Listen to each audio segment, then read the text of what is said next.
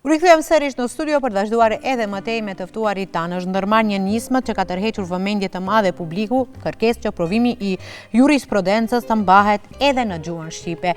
Dhe këtu me mua në studio kemi studentin Mevlan Ademi, I cili ka filluar këtë nismë. Mirë se erdhe në emisionin e mëngjesit të Ritmi I Ditës. Faleminderit për ftesën, Rane. Mund të na tregoni fillimisht se nga cili problem konkret u niset dhe pse e konsideruat të domosdoshme pikërisht tani që të bëhet kjo nismë? Po, problemi kryesor është që studentët shqiptar janë në disavantazh dhe normalisht që kjo duhet luftuar nga secili dhe jo vetëm nga unë. Dhe iniciativa kryesisht nisi para 3 viteve, jo sot. Para 3 viteve për e parë është marrë kjo nismë nga dekanati fakultetit tim, Noel, ku aty ata dërguan një kërkesë për mbajtjen e provimit të jurisprudencës në gjuhën shqipe, por nuk morën përgjigje.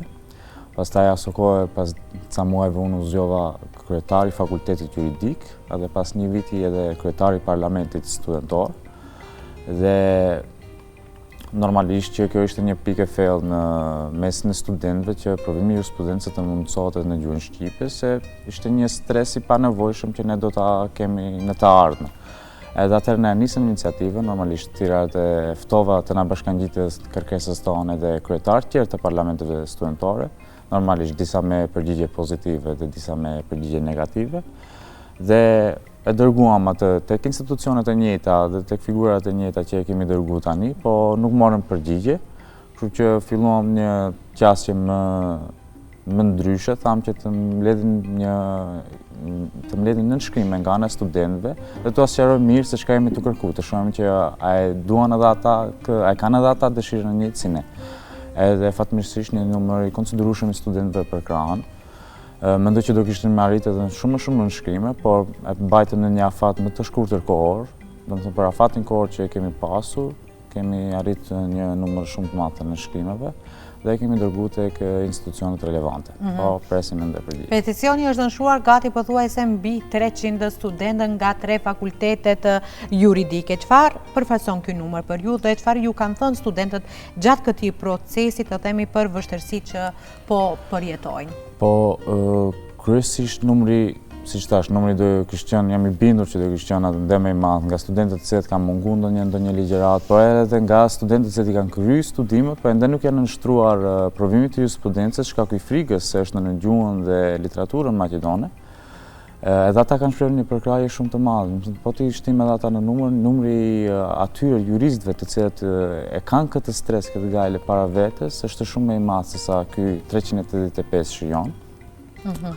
Dhe se si ishte në vazhdim. Domethënë, çfarë ky numër për ju dhe çfarë ju kanë thënë studentët gjatë këtij procesi? Po, kryesisht studentët nuk ishin kundër asaj, por më shumë ishin skeptik që ishte interesante, skeptik që politika nuk do reagojë. Edhe unë jam plotësisht pas ata, pas 2 viteve që merrem me këtë iniciativë, e shoh që vullneti politik mungon, edhe pse nuk ka ndonjë ndalesë të qartë ligjore, ne edhe atëherë nuk kemi marrë ndonjë përgjigje zyrtare nga organet kompetente, por vetëm përgjigje jo zyrtare. Edhe tani ka gati një javë që e kemi dërguar peticionin tek personat në fjalë, edhe ende mungon përgjigje konkrete se çka është u bë.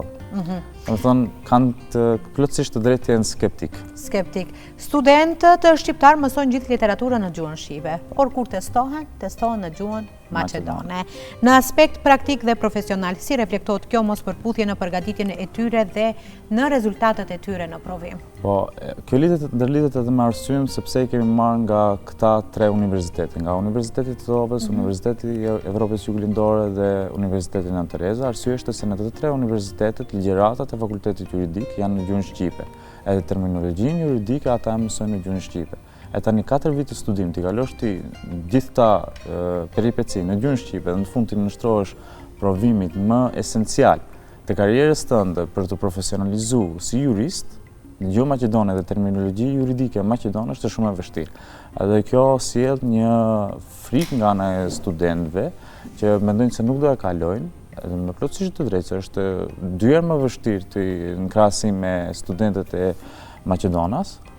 Edhe për ata fare I ikin dhe nuk I nënshtrohen. Tash sa është në numra fiks nuk e di, por ne njohim shumë kolegë nga gjeneratat më të pashme që një numër shumë i vogël krahasim me ata të studentëve maqedonas janë nënshtruar këtij provimit, ikin, domethënë për shkak të gjuhës. Edhe parës, duke ardhur këndej, e lexova një lajm që kishte nxjerrë Portalbi që të një profesori të Universitetit të Tovës, ku aty saktësisht tregonte se sa është në raport numri i studentëve apo juristëve maqedonas që vazhdojnë profesionet të caktuara dhe atyre shqiptarë, dhe ishte domethënë një raport apo profesionalitet shumë i ndryshëm, shumë i vogël në krahasim me atë maqedonas.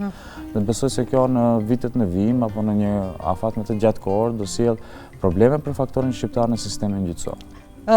Domethënë këto do të jenë pasojat, nëse ata nuk i nënshtrohen, të themi, përderisa ka studentë të cilët për shkak të gjuhës, të themi, e lënë në fund. Nuk është vetëm ajo, ne sot këtu nuk jemi duke kërkuar diçka science fiction, jemi duke kërkuar të na plotësojnë një të drejtë që e kanë obligim.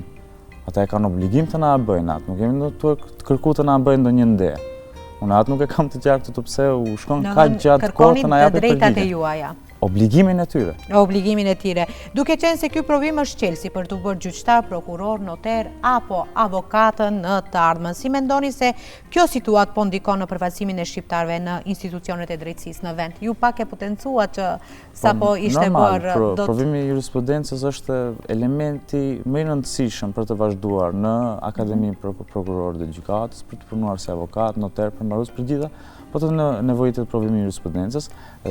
Kur nuk e ke këtë elementin kyç, shumicën e kohës qëndron më pas, qëndron në pozitat apo postet më të dobta, që ndikon edhe normalisht në pagën e një juristi.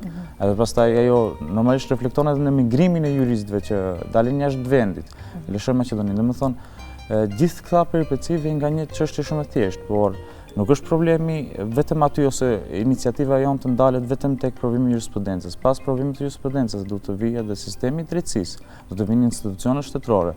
Provimet e tjera që janë provim për gjykatës, provime për noter, të gjithë ata të institucionalizohen dhe të zbatohet gjyqa shqipe ashtu siç është paraparë sipas në kushtetutë. Në kushtetutë. Ju thoni se kjo kërkesë bazohet në ligj. A mund t'ju shpjegoni shikuesve konkretisht se cila dispozita ligjore e mbështesit të drejtën për dhënie të provimit të jurisprudencës në gjuhën shqipe? Po, ne jemi bazuar kryesisht në dy ligje. Ligji i parë është për përdorimin e gjuhës, që obligon institucionet shtetërore të përdorin gjuhën që flasin së paku 20% të qytetarëve. Dhe dyta është ligji për inkuadrimin e rinisë në politikat vendore, që detyron politikën të ndëgjojë zërin e rinisë, por ne nuk e shohim as implementimin e parës as të dytës. Jashtë kësaj, ligji për provimin e jurisprudencës nuk ka ndonjë ndalesë që cakton që duhet të bëhet provimi i jurisprudencës vetëm në gjuhën maqedone. Kjo nuk është. Por mendoj që është më shumë shkaku i mungesës së implementimit të ligjit për përdorimin e gjuhëve në institucionet apo provimet shtetërore, që është faj faktorit politik që nuk e ka implementuar siç duhet gjithë këto vite me radhë. Mendoni se është pasojë e mungesës së vullnetit politik, e mos koordinimit institucional apo e një interpretimi të gabuar, të themi, në ligj? Mendoj që dy të parat janë, ligji është besoj se shumë i qartë, shumë i qartë në esencën e vetë, është një për ligjeve më të kontestuara para gjykatës kushtetuese dhe derisa nuk është rrëzuar deri më tani, besoj se interpretimi është siç duhet. Mungon realisht vullneti politik dhe bashkëpunimi mes institucioneve se si të veprojnë. Peticioni tani më është dorëzuar, të themi, në institucionet kyçe. Çfarë reagimesh keni marrë deri më tani? Po, peticionet që dini kemi dorëzuar në Ministrinë e Drejtësisë, në Inspektoratin për përdorimin e gjuhëve dhe në Agjencionin për zbatimin e gjuhëve. Nga asnjëra s'kemi marrë asnjë përgjigje ende, as zyrtare as jo zyrtare. Gjithashtu e kemi dorëzuar edhe në kuvend kryetarit të kuvendit edhe në qeveri zëvendës kryeministit të parë. Nga të cilët kemi marrë përgjigje jo zyrtare se po e shqyrtojnë rastin dhe do na japin përgjigje së shpejti. Por, siç e kam thënë edhe në emisionet tjera, këtë përgjigje e kam marrë edhe para 2 viteve, edhe para 1 vit e gjys me asnjë dallim dhe asnjë rezultat. A mendoni se institucionet këtë problem po e trajtojnë si duhet apo thjesht e lënë, të themi, në sirtare, në përfjoka këto peticionet? Shif, derisa për 2 vite unë nuk mora as përgjigje, besoj se e kanë lënë në sirtare. se të na presim të t'i kaloj ajo media coverage, ajo interesimi i popullit që fatkeqësisht zgjatën e shumë pak, domethënë ne kemi 2-3 ditë mbajmë interesin aty dhe pastaj humben ajo. Por shpresoj këtë herë të ndryshojmë pak dhe të shohim se realisht nuk jemi tu kërku të na bëjnë, siç tash merret, na bëjnë ndonjë nder, po të jemi tu e kërku të sillen sipas ligjit që ata duhet ta bëjnë, për atë janë. Që e kanë obligative të themi. Obligative. Nëse nuk ka ndryshim në këtë çështje, çfarë do ndodh pastaj? Po në qoftë se nuk ka ndryshim, ne kemi paraparë që ta dërgojmë iniciativën tek Oda e Lartë e OSCE-s këtu në Shkup, edhe në Këshillin Evropian në Strasburg. Kemi biseduar edhe me disa ambasadorë të jashtëm në vend, të cilët kanë patur po të njëjtën përgjigje, që janë shumë mirëpritës për një iniciativë të këtillë studentore që tregon edhe për faktorin demokratik në vend, dhe presin që politika të reagojë, por normalisht në qoftë se marrim edhe më shumë përkraje ndërkombëtare, besoj se presioni tek figurat që na intereson të reagojnë do jetë edhe më i madh. Më i madhe. A mendoni se kjo çështje duhet të zgjidhet me ndryshime ligjore apo mjafton vetëm zbatimi i ligjeve ekzistuese? Po, tash besoj se mund të bëhet edhe me zbatimin e ligjeve ekzistuese, pasi që siç thash nuk është se ka ndonjë ndalesë ligjore për të bërë në mënyrë të tillë, por zgjidhja më e mirë do ishte që të ketë edhe ndryshime ligjore apo të shtohen nën ligje, që do mundësojnë, se tash gjë pati një reagim nga një ish ministri i drejtësisë që kishte dorëzuar disa ndryshime ligjore në fillim të vitit 2024, më duket se ishte. Edhe normalisht ata janë një zgjidhje më afatgjate që provimi i jurisprudencës dhe zbatimi i gjuhës shqipe të mos jetë peng dhe të jetë në bazë vullnetit të ministrit a do e bëjnë në gjuhën shqipe apo do e bëjnë në gjuhën maqedone, është më mirë zgjidhje është të ketë një ligj të saktë, të përcaktuar që do të zbatohet. Për te aspektit juridik, sa e rëndësishme është kjo çështje për dinjitetin profesional dhe identitetit gjuhësor të rinjeve shqiptar në Maqedoninë e Veriut? Po, mendoj që është edhe pak simbolike kjo. Në shpeshherë kam thënë që duhet të shërbej, se i vetmi koment negativ që e kemi marrë është që sistemi gjyqësor funksionon në gjuhën maqedone dhe kjo është e vërtet, a do në pajton pas sa. E tani pse ta bëjmë provimin e jurisprudencës në gjuhën shqipe? Po, atë pse studiojmë në gjuhën shqipe? Me iku kësaj pas me shku nuk ka zgjidhje kjo. Zgjidhja vetëm është që diku duhet të filluar, edhe hapi i parë duhet të jetë provimi i jurisprudencës në gjuhën shqipe, pastaj vazhdojmë të kapim edhe sistemin e drejtësisë të zbatojë gjuhën shqipe ashtu siç është parapara. Nuk kemi vendi vetëm që ka 2 gjuhë zyrtare, ka edhe shumë vende të tjera, kemi Kosovën, kemi Belgjikën, kemi Zvicrën që ka edhe 3 gjuhë zyrtare, që të cilat në mënyrë perfekte po e zbatojnë. Ato të ne është science fiction, përdoret të kenë 2 gjuhë zyrtare dhe nuk e di pse nuk gjendet ndonjë zgjidhje për këtë.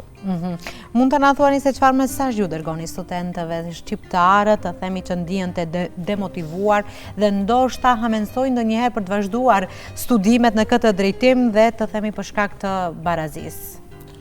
Po unë përsëri nxiti studentët shqiptarë që të vazhdojnë drejtësinë, studimet në drejtësi, pasi se së fundi me ata edhe udhëheqin shtetin. Po mos e dish sistemin e drejtësisë mirë, nuk mund asnjëherë të kuptosh esencën dhe funksionimin e shtetit.